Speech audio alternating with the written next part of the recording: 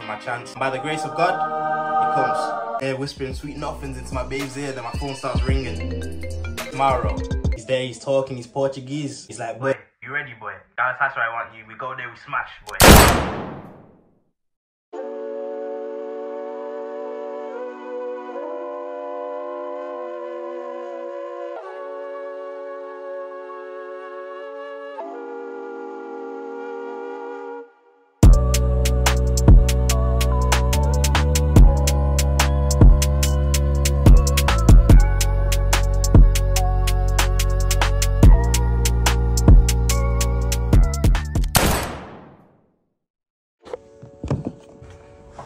What's going on, gang? You like that one? Hope everyone's nice and healthy. Before we get into it, I just wanted to start. What the hell? A quick one before we get into it. I just wanted to show some appreciation. Just want to say thank you. We've hit 2K subscribers in quick succession. Thanks for the support, for everything. I see all the messages, all the comments, even the hate. But like Chunks would say, don't hate. People reaching out saying they're going through the same thing, that they can relate. How do I keep going? What can I do? And to answer that, it's simple. Have a dream, find a purpose, make a plan of action, and don't stop till you get there. If you truly believe you can make it happen, then you can, by the grace of God. But anyway, welcome back to another story time. You guys really enjoyed the last one. You're really enjoying the fruits of my pain. So here's another one. The highly requested story time about my trial at Galatasary.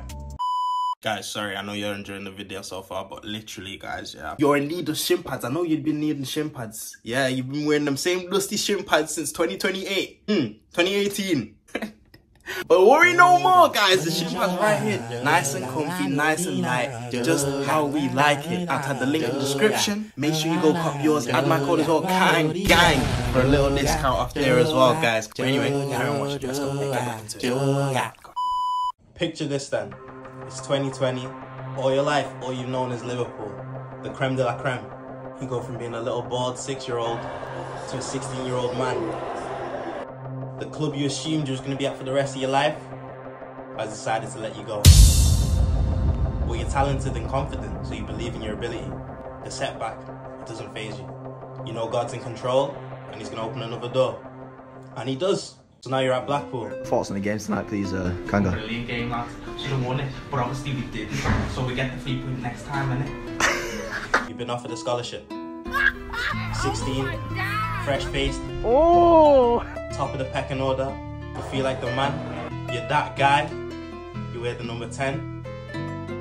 Getting the pros inevitable, or so you thought. 2 years in, the season's cut short. Coronavirus pandemic. Along with the club's budget. We want Oyster now. For the Oyster family here. Next thing you know, you're with our club again. Here we go again. You put in the work day in, day out. Agents are working too, trying to create opportunities, but there's no luck. And in the blink of an eye, you find yourself in the uni account, starting your first year, into your first relationship, your first love, out of your depth, and into the real world. But you don't lose hope, you trust the process. It's just another chapter in the story on the road to pro. Not only do you believe in your ability, but the people around you, they believe it too. In the summer of 2020, to keep fit, me and my boys would train together. We go to Manchester and link up with a few lads from the area. That's where I met Omar.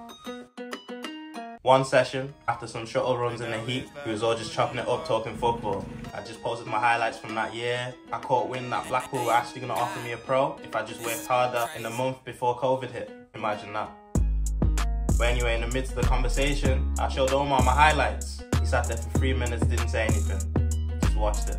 After he finished watching, he said, yo, send me that. So I did, and I didn't think anything of it.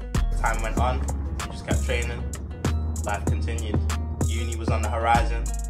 October was around the corner. But before then, there was a motive, a party. And that's where I met Mauro. Omar presented me to him, and he was like, this is what I've been talking to you about. So Oms have been there working behind the scenes and plugged me with an agent, trying to get me an opportunity. But now obviously we're in the middle of the shops. Do you know what I mean? Me and Mauro were like, say no more, we'll chop it up later. Fast forward, it's now March 2021. For 3 months, I've just been training on my own, running, training with my friends to keep fit. because there was more stipulations because of COVID. I think at that time only the Prem could play behind closed doors, so our season was put to a stop. So now I'm knee deep into uni now, barely doing any uni work, found my way into a girlfriend, first love. Things are looking mad right now. I'm waiting for my chance, and by the grace of God, it comes. I'm there whispering sweet nothings into my babe's ear, then my phone starts ringing. I'm like, babe, it's Mauro. I'm like, babe, chill, this one's important, quick, babe. I pick up, he's there, he's talking, he's Portuguese. He's like, boy, you ready, boy? That's where I want you. We go there, we smash, boy. I'm like, I'm ready. When do we go? It was the 18th, and the trial was on the 24th. So I had like less than a week to prepare. I said, cool, yes, let's do it. Mentally, I was ready, more than ready. Nearly a year since Backroad have let me go. I've been dying for the chance. However, physically, that's where it was a bit sticky. Obviously, I've been trying to keep fit, going out, doing runs, training alone. But there's a certain ceiling you can reach training alone, everyone knows this. I'm not the best runner as it is, but my level of fitness, it was like cordial. Not match fit, but I'm decent, you know what I mean? But I didn't care about all that anyway. I was confident that my ability was going to save me, and I wouldn't have to do too much anyway. But for them 6 days before the trial, I just trained and trained. Made sure I left no stones unturned, you know what I mean? No excuses. Holmes called me, he was like, I know you can do it. Mauro's never seen me play before, but off his cosign alone, he knows I must be good. Taking a chance on someone you've never seen play live before, it's massive. But Mauro pulled out all the stops. Got big Ibrahima, you got Ibrahima Sonko on the phone. He'd had experience out in Turkey, so he was giving me advice. He believed in me too. We was all on the phone together, me, my dad, him, Sonko. My dad was starstruck because he'd been watching him play back in the days. I felt so motivated, I felt fully charged. Now I remember around that time, I lost my sense of smell.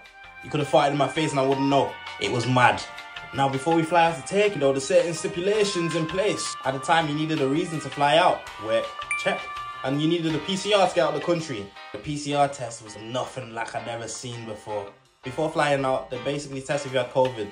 They shove swabs down your nose and your throat, like fully ram it in there, pause, and send you away like one yep. You get the results within 24 hours, you get the all clear, you're good to go. Comes back positive though, you're not going nowhere. So now I'm at home in Liverpool, absolutely buzzing. Couldn't wait to go out there and grasp the opportunity, do you know what I mean? I've done the PCR, now I'm just waiting for the results. The next day, the results came. Positive. My heart shattered, I was like, no! Oh God, please, no! No! I called my dad, he was like, no! I called Mario, he was like, look boy, go do another one. I was like, huh? Okay, say no more. I went to my dad's house, they had bare tests, but not the PCR. I had to pay for the PCRs. I took the test on my dad's and they came back negative. So I didn't have COVID. Even though I couldn't smell, I didn't have it.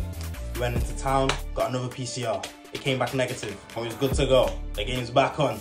My dad pressured me into cutting my hair so I looked more presentable. I really didn't want to. Do you know what I mean? I wanted to grow my hair, but I did it anyway for the cause. I spent the night at Mauro's the night before we flew out. He's got a daughter my age, so it was calm, we're good friends, you know what I mean? I had assignments due for uni, so I was doing them as well before we flew out. We flew out now, just me and Mauro. We've landed in Turkey. It had been a minute since I've been on a flight, so it felt good. Especially when I knew everyone else was back home and they couldn't fly out, do you know what I mean? I felt different.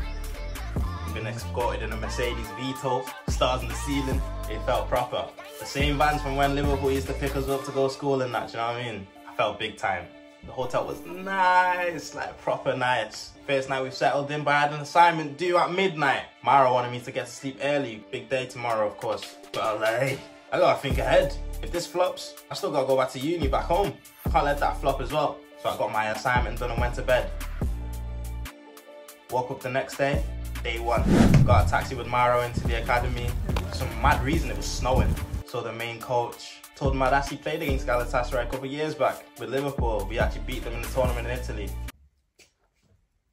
Showed him some pictures and that, do you know what I mean? He was like to Mauro, is he better than the one that you brought before? He was like, yes. Everything was calm, everyone was happy. I couldn't wait to get on the pitch. They showed me the changes. I was in my own changes separate to the team. I put my kit on. The kit felt just right. I was like, I've missed this. It was Nike, do you know what I mean? Oh, I've been wearing the same kit at Blackpool year in, year out. I've been wearing some dusty kit I love, bro. This is how it's supposed to be, this one. I like this one. When I'm on the pitch now, I'm just getting stared at like I'm some exotic creature, guys. Like, honestly, everyone was just watching me. Was it because I was a trialist or was it because I was the only black person in the place? I don't know. But I felt welcome nonetheless. Didn't feel out of place one bit. They tried to suss out my tech with a bit of two-touch. I showed them that. I said, hey, I'm not some small boy. I'm not some small boy. I schooled them quickly. We did activation. A couple of the lads trying to talk to me. I felt at home like I was at Liverpool again. We warmed up. The session was quality. I felt a bit unfit, but I was working, you know what I mean, fighting through. We had a small-sided game. I felt good. Didn't lose the ball once. Went into a bigger 11v11. Good touches, holding off defenders, skipping past them. Considering it was my first time playing competitively in months, and I was at like 25%, I was happy with myself. But internally, I was like, look at what I'm doing in this shape. Imagine if I was 100%. After the session, now the gaffer spoke to Mauro. He was like, I didn't really get to see too much of him, but I like his strength and I like his power. Mauro said to me, if he didn't like you, he would have told me. During the session, I'm trying to read them, and he's giving nothing away. Good poker face. But Mauro telling me that, it put me at ease. But you know yourself when you've had a good session. The only thing that was holding me back was fitness. Got back to the hotel now, had some good food. I was absolutely tired. I hadn't told no one but my girl at the time that I was flying out, but I didn't want to jinx it. But now my boy Harrison, he FaceTimed whilst I was out there and I couldn't contain it. Told him the good news, he was gassed. It only gave me more motivation, do you know what I mean? He was buzzing for me. I washed my boots, got them ready for the next day. Another big day ahead. Tonko called me again. I updated him, gave me more advice. I was literally buzzing, couldn't wait to get back out there. Day 2 now, session went well. Match day -1, so it was a light one. Short and sharp. We did like attack versus defense. Man was slotting them in. 3 bangers, chest, volley, slapping it pins. I showed them something, felt good. Got back to the hotel now. We went for food with Mauro and another agent called Elif. Proper nice person, good to meet her. I hope you're well if you're watching this, you know what I mean? Finally got back to the hotel. Legs are feeling heavy. So we went for a swim in the pool. Mauro tried to teach me how to swim, but that didn't last long. I was gonna get a massage. Mauro didn't want me to feel too loose for the game, so we iced up instead.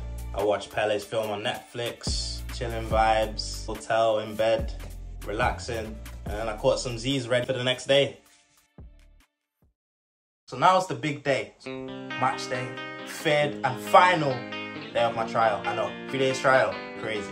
We had pre-match analysis. I was starting striker number 9. Bear in mind I'm a 10 behind the striker, so I didn't mind playing striker. I can do a job there, but I'm more effective as a 10 on the ball, so I can do more, do you know what I mean? But they wanted a striker, so I adapted versatility. They gave me number 9.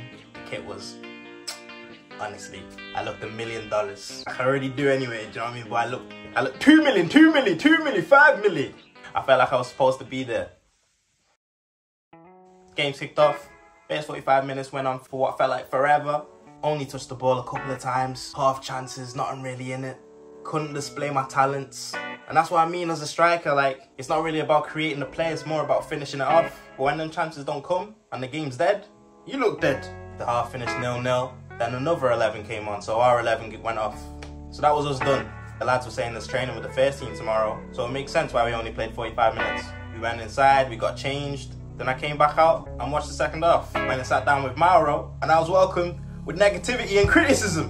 I was like, God damn, I wanna just sat down, like, what's going on? I was like, fair enough. He spent a lot to get me here. His rep's on the line too if the gaffer doesn't want me. But like, what did he expect? Don't get me wrong, I didn't play awful. I'd say I made the best little chances and touches I had. But all in all, it wasn't anything spectacular, so I understood. He wasn't totally ripping into me and writing me off. He just seemed anxious and was pointing out things that weren't good, that the gaffer might have picked up on. But it's okay, boy. You did okay, boy. It's okay. He tried to reassure me, but it felt like he was reassuring himself. Whilst he was talking, I was just there nodding, listening. But in my head, I was like, get me home, bruv. I want my mum and dad.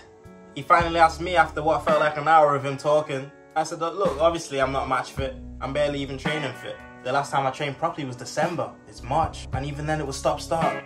I think I did okay, but it was a dead game. Only had half chances.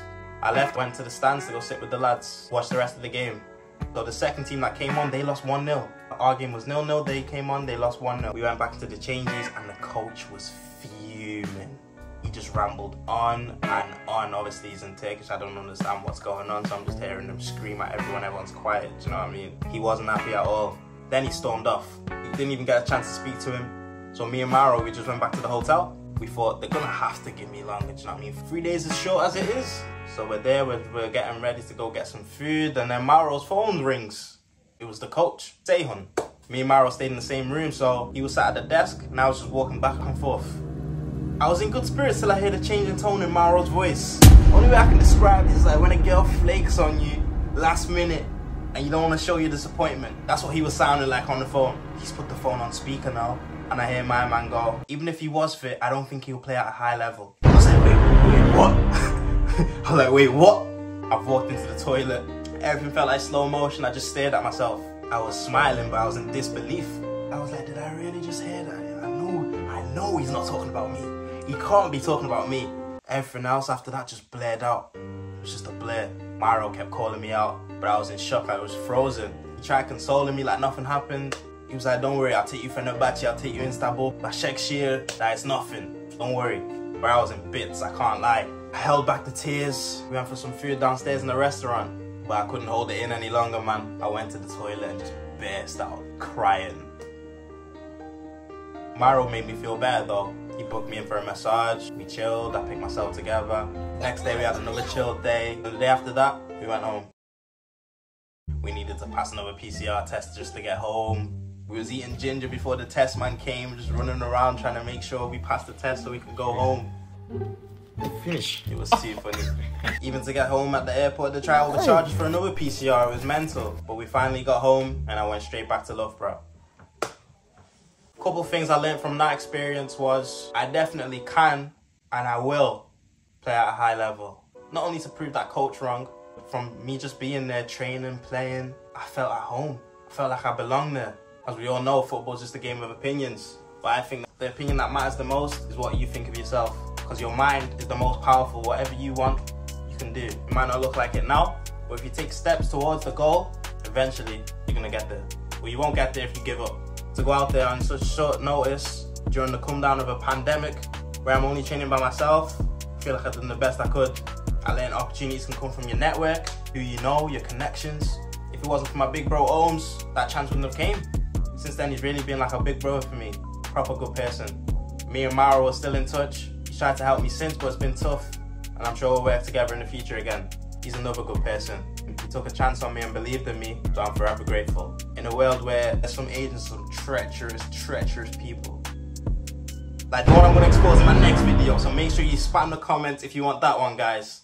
But yeah, that's it. As humorous and entertaining as I make it sound, it's not easy talking about my past experiences, but I do it so you guys know what and what not to do. People ask me, how do I keep going?